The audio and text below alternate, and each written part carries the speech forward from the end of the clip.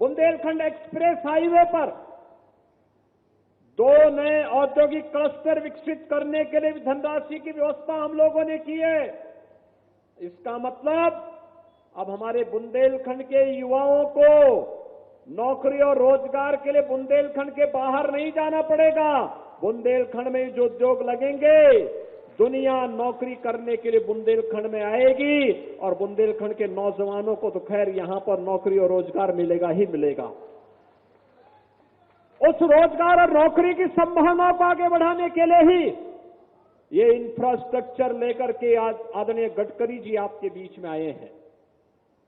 भाइयों बहनों, हमें विकास को हमेशा प्राथमिकता देनी चाहिए। जो लोग विभाजन की राजनीति करते हैं, वे लोग सचमुच देश के विकास को बाधित करते हैं, युवाओं के सपने को दूषित करते हैं, अन्नदाता किसानों के उत्थान में बाधक बनते हैं, माताओं और बहनों के विकास को अवरुद्ध करते हैं।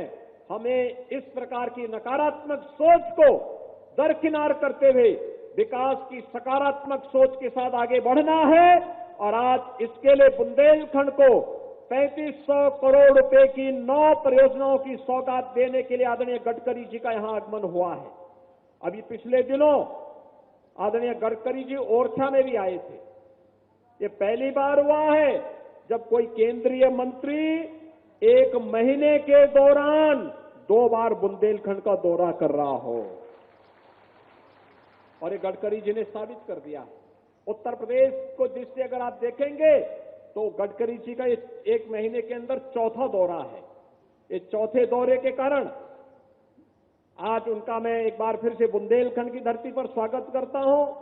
ओरछा के कार्यक्रम में मुझे भी शामिल होना था, लेकिन उस समय बाबूलाल तिवारी जी हमारे एमएलसी का चुनाव लड़ रहे थे। इनके चुनाव के आचार संहिता के नाते बुंदेलखंड में आचार संहिता लागू थी, हम लोग उस समय उसमें कार्यक्रम में शामिल नहीं हो पाए। मैं आभारी हूं आदरणीय गडकरी जी का कि उन्होंने कहा कि नहीं, यूपी के बुंदेलखंड के लिए अलग से कार्यक्रम देंगे और उसके लिए महोबा को चुना। वीरभूमि में आज विकास एक नई रफ्तार के साथ आगे बढ़ रहा है। यहां पर तमाम कार्यक्रम अर्जुन सहायक परियोजना के साथ साथ तमाम अन्य शुद्ध सिंचाई की बड़ी बड़ी परियोजनाएं आज कार्य रूप ली हैं और खासतौर पर इन योजनाओं में जहां पर आज वे तमाम योजनाएं यहां के लोगों की भावनाओं के अनुरूप यहां पर सिंचाई के लिए भी और पेयजल के लिए भी उत्तम व्यवस्था देने जा रहे हैं। अर्जुन सागर परियोजना, उर्मिल बांध परियोजना, कबरई बांध परियोजना, लहेचुरा बांध परियोजना, ये सभी परियोजनाएं बुंदेलखंड के किसानों के खेत में पानी पहुंचाने का कार्य करेंगी ही शुद्ध पेयजल उपलब्ध करवाने का कार्य भी बुंदेलखंड के अंदर करेंगे।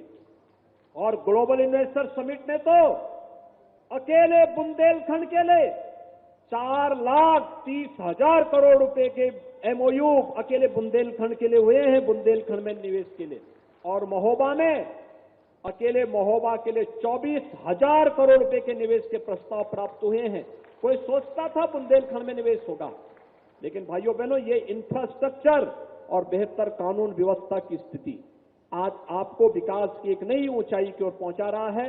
मैं इस अवसर पर आप सबकी ओर से, पूरे प्रदेशवासियों की ओर से आदरणीय गडकरी जी का हृदय से स्वागत और अभिनंदन करते हुए अपनी वाणी को यहीं पर विराम देता हूं। धन्यवाद।